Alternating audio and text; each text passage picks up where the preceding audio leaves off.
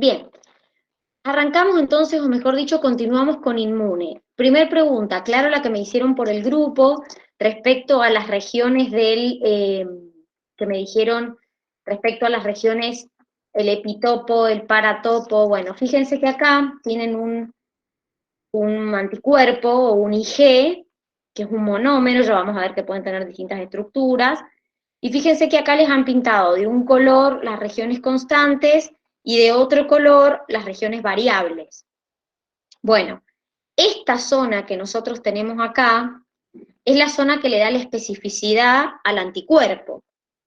¿Qué quiere decir? Que es lo que hace que cada anticuerpo sea específico para un antígeno en particular. Entonces, esas regiones que son específicas de cada anticuerpo que hace que se pueda unir con un único antígeno se llama paratopo. Quiere decir que estas regiones que ustedes tienen acá es lo que se conoce como paratopo. El paratopo está en el anticuerpo y es lo que hace, como les digo, que cada anticuerpo sea específico. Pero los antígenos tienen una región por la cual se unen a estas regiones de acá.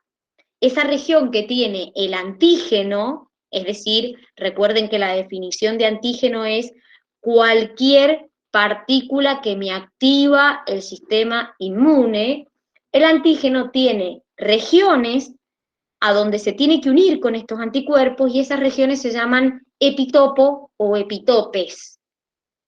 Entonces, repito, el paratopo está en el anticuerpo, es la región específica del anticuerpo. El epitopo o epitope está en el antígeno.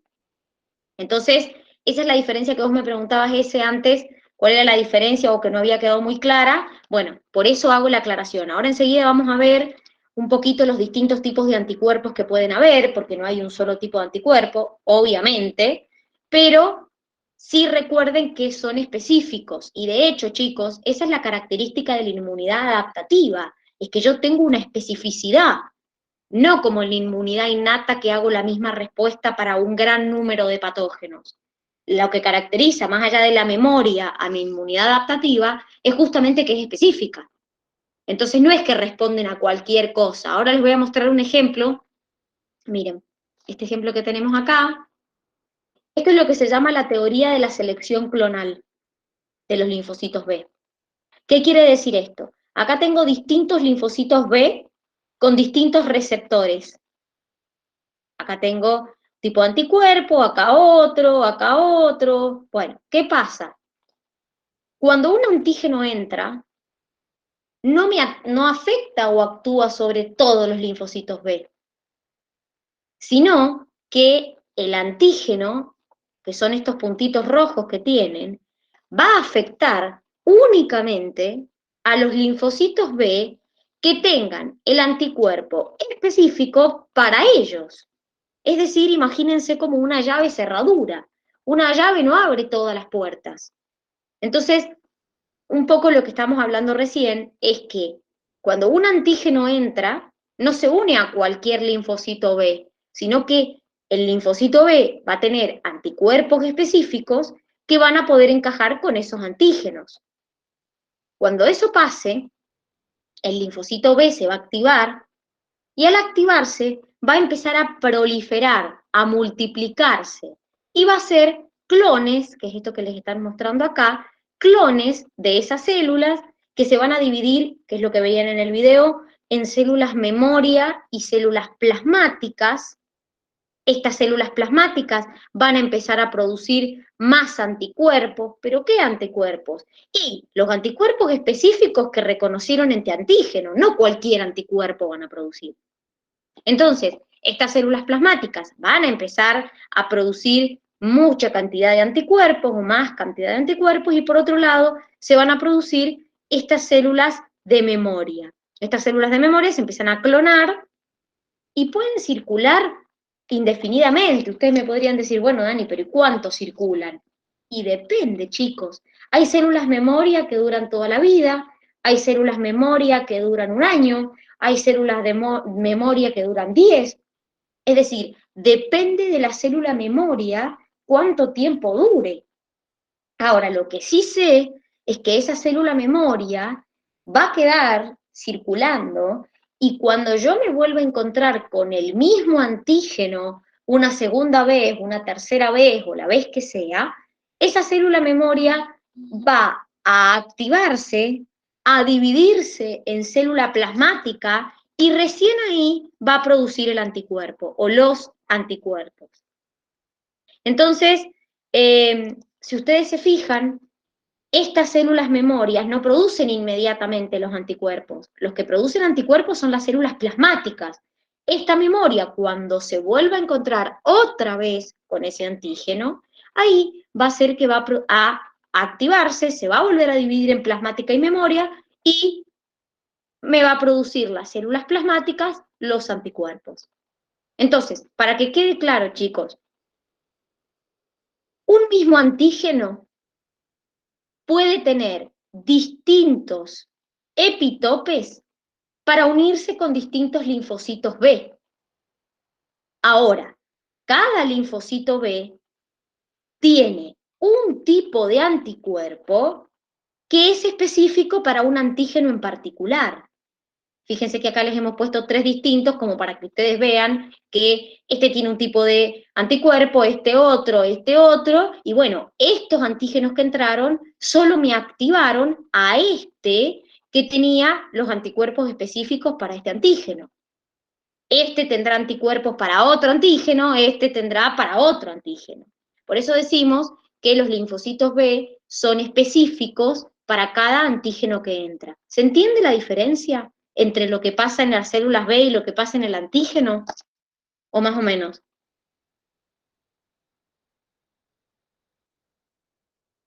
Dani, entonces Dime. los anticuerpos pueden quedar, o sea, se quedan pegados en el patógeno. El anticuerpo hace un complejo, primero, el anticuerpo está en la superficie del linfocito B. Eso es lo que hace que el linfocito B sea específico para un antígeno. Y ahí, cuando el anticuerpo se une con el antígeno que entró, y bueno, dependiendo de lo que haga ese anticuerpo, del efecto que cumple, será lo que pasará. Pero sí, se forma el complejo antígeno-anticuerpo, que es la unión entre el antígeno con el anticuerpo. Y ahí, bueno, ustedes estuvieron viendo en el video que los anticuerpos pueden cumplir distintas funciones. Por ejemplo, pueden ser neutralizantes, opsonizantes, activarme el sistema de complemento, citotóxicos, bueno, dependiendo de la función que ese anticuerpo cumpla, será lo que pase cuando el antígeno se enganche, diríamos, con el anticuerpo. Imagínenselo como una llave cerradura. Por ejemplo, ¿qué significaba que el anticuerpo sea neutralizante? Lo estuvieron viendo en el video. ¿Qué significaba eso? Porque los anticuerpos podían cumplir distintas funciones. ¿Qué significaba que fuera neutralizante? Que impedía Que que interfiera en ingresaran a la la célula. penetración del... Eso. ¿Interfería en qué? Muy bien. No dejaba que se unieran a qué? El antígeno. A la A la célula. célula. Perfecto. ¿Qué significaba que fuera un anticuerpo opsonizante?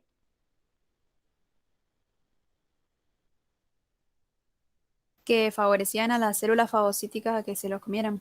Es decir, se unían al antígeno o al patógeno y hacían que mis macrófagos o mis células fagocíticas, perdón, se los comieran más fácil.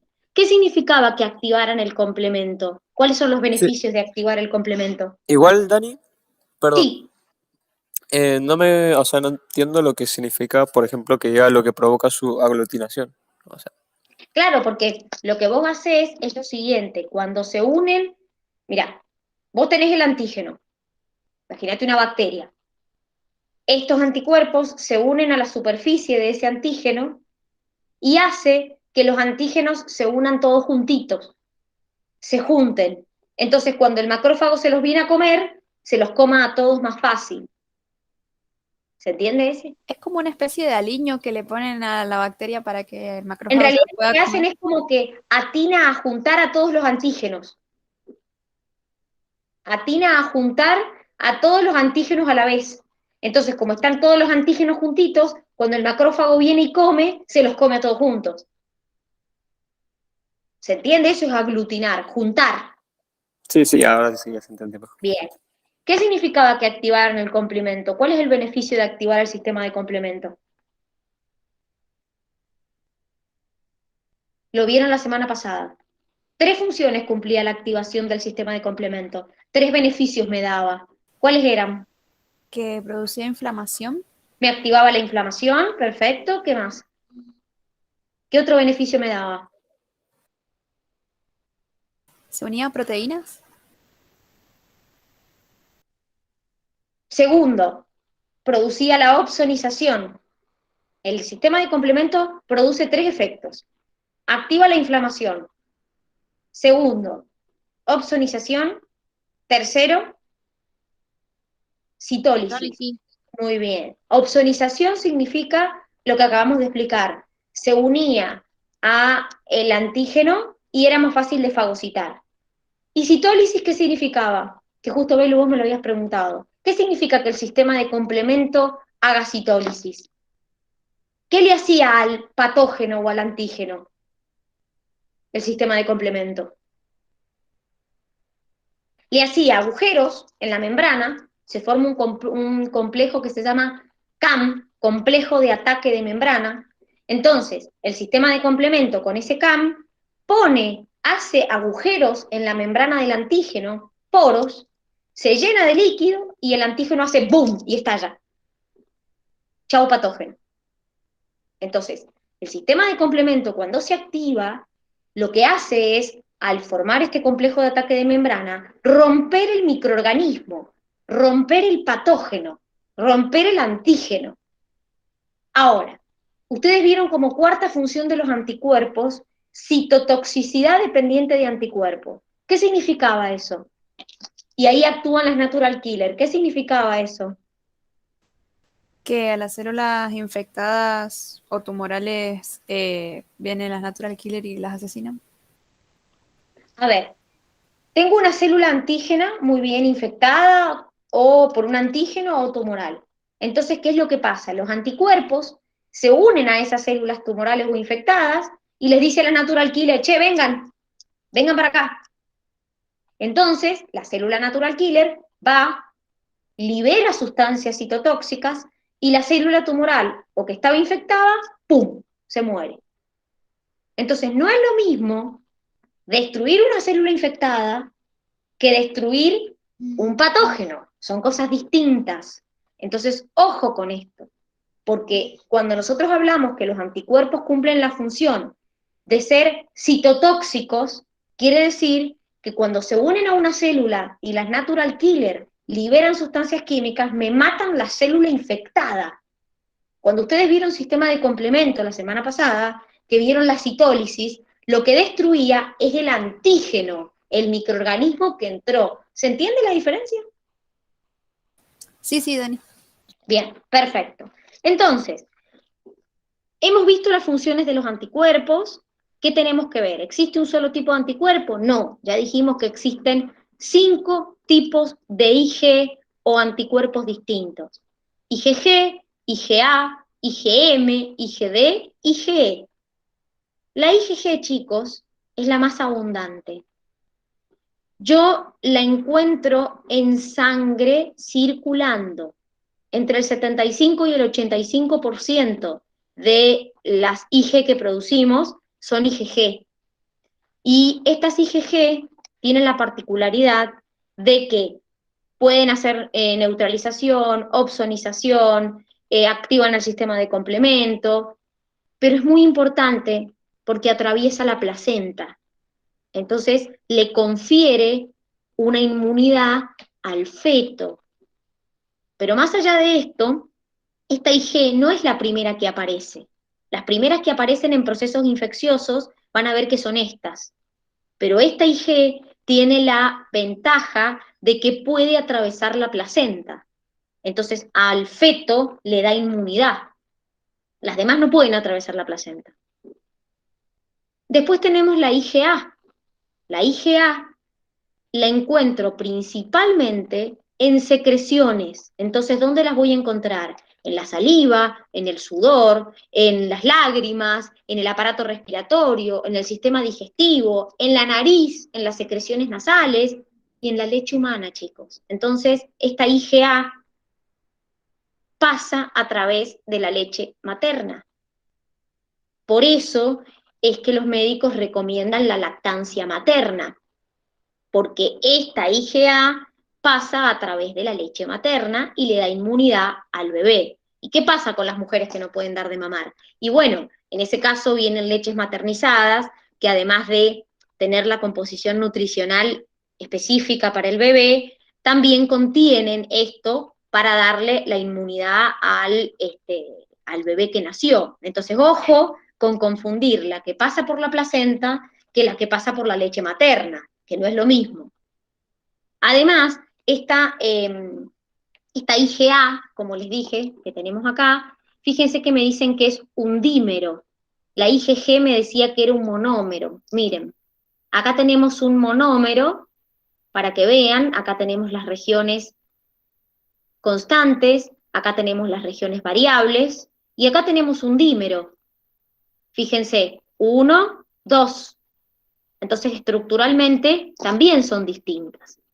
Esta IgA, por ejemplo, cumple funciones de neutralización y hace que el antígeno que quiere ingresar no se pueda adherir a las mucosas. Después tenemos la IgM. Fíjense que acá ya me dice que la encuentro en la superficie de los linfocitos B, o sea que actúa como receptor de los linfocitos B, pero es un pentámero. Miren la estructura. 1, 2, 3, 4, 5. Acá tenemos un pentámero. Esta IgM tiene una particularidad porque es la primera que aparece en los procesos infecciosos y es la primera que el recién nacido puede sintetizar por su cuenta. Entonces, ojo, que no es la que pasa por la leche materna, ni tampoco la que pasa por placenta, sino la primera que el recién nacido, que cuando recién nacemos podemos sintetizar. Pero ¿qué particularidad tiene esta IgM? Esta IgM aparece primero en las infecciones, pero dura muy poquito tiempo. Es decir, inmediatamente cuando las IgG empiezan a aumentar, las IgM disminuyen. Entonces, la importancia que tienen es que actúan como receptor, como BCR de los linfocitos B. Pueden activar el sistema de complemento, pueden neutralizar, pero como ya les dije, no atraviesan la placenta, las sintetizamos nosotros, son las primeras IG que nosotros sintetizamos cuando recién nacemos. Después tenemos la IgD, otra que la encuentro en la superficie del linfocito B, también es un monómero igual que esta. Esta la encuentro relacionada con procesos fagocíticos, pero fíjense que estas dos pueden actuar, como les dije, como receptor en la membrana de los linfocitos B.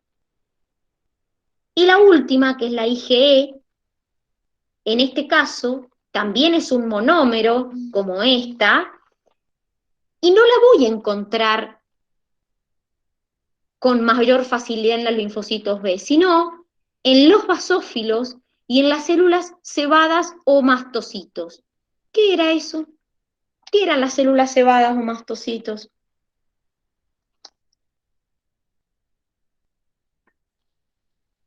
A ver. Ustedes lo vieron la semana pasada. Los basófilos eran circulantes, se encontraban entre un 0 y un 1%, liberaban histamina. ¿Y qué pasaba cuando llegaban a los tejidos? Al tejido conectivo, por ejemplo. ¿En qué se transformaban? En mastocitos o células cebadas, que obviamente también liberan histamina.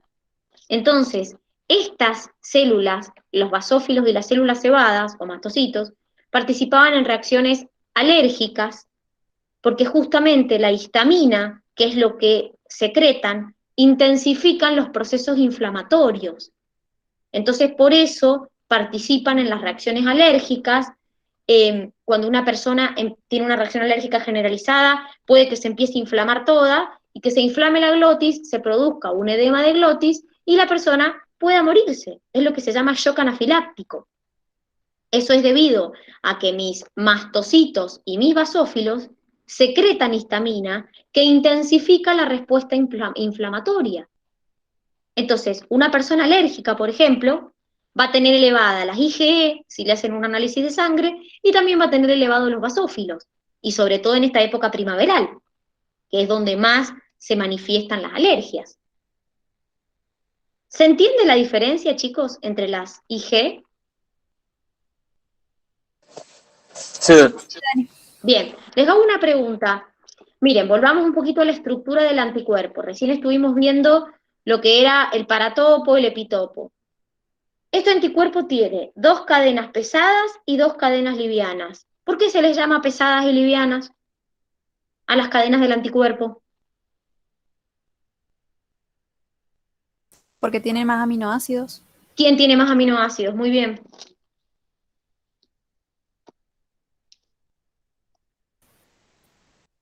La cadena pesada tiene alrededor de 440 a 550 aminoácidos y las cadenas livianas alrededor de 214 aminoácidos. Entonces son 4 cadenas polipeptídicas, 2 pesadas, 2 livianas. Lo que las hace pesadas o livianas es la cantidad de aminoácidos que tienen. Pero recuerden, vuelvo a repetirlo, que siempre los anticuerpos tienen una región variable que es lo que los hace específicos. Entonces, los linfocitos B tienen anticuerpos específicos para cada antígeno que quiere entrar.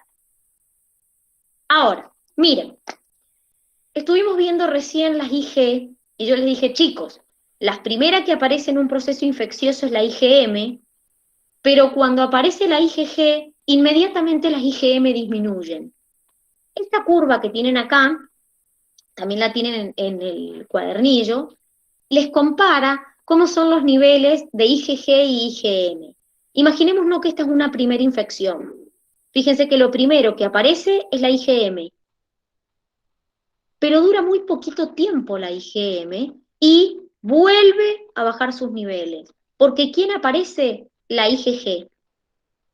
O sea, la IgM aparece primero, pero su duración es muy corta y en cuanto la IgG empieza a aumentar, la IgM disminuye. En criollo, la primera que aparece en una infección es la IgM, pero dura muy poco, y en cuanto éste empieza a aumentar, éste empieza a disminuir. Fíjense lo que pasa a partir de acá, supongamos que yo tengo una reinfección, segunda respuesta. ¿Qué dijimos nosotros? Que cuando nos volvemos a encontrar por segunda vez con el mismo antígeno, ¿qué pasaba con esa respuesta? ¿Cómo era? más rápido. Más rápida y qué más, muy bien. Dura menos días, la primera duraba de 5 a 10 días y la respuesta secundaria podría durar horas. Perfecto. Pero además de ser más rápida, ¿qué pasaba? ¿Era más específica? Era más efectiva. Es decir, cuando ustedes vieron esa imagen que los que estuvieron la semana pasada o presencial o virtual la hemos visto, yo por ejemplo veía que en una primera respuesta producía unas poquitas células B activas y unos poquitos anticuerpos. Y en la segunda respuesta producía muchas más linfocitos B activos y muchos más anticuerpos. Bueno, fíjense acá, comparen, miren acá en la primera respuesta la cantidad de Ig que produzco y miren acá en una segunda respuesta. ¿Ven lo que les digo? Cuando yo me enfrento por segunda vez con el mismo antígeno, produzco muchas más cantidad de anticuerpos y por lo tanto por eso mi respuesta también es más rápida y más efectiva.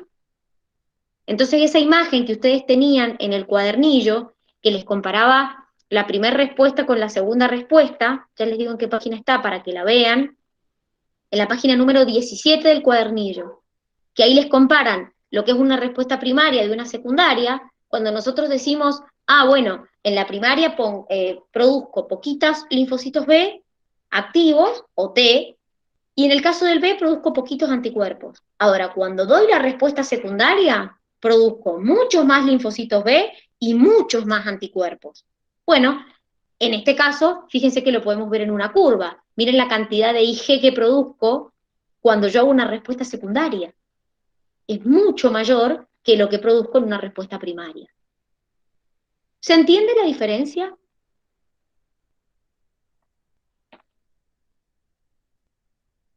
¿Ha quedado alguna duda de lo que hemos visto hoy día? ¿Algo que me quieran preguntar? ¿Algo que no se haya entendido?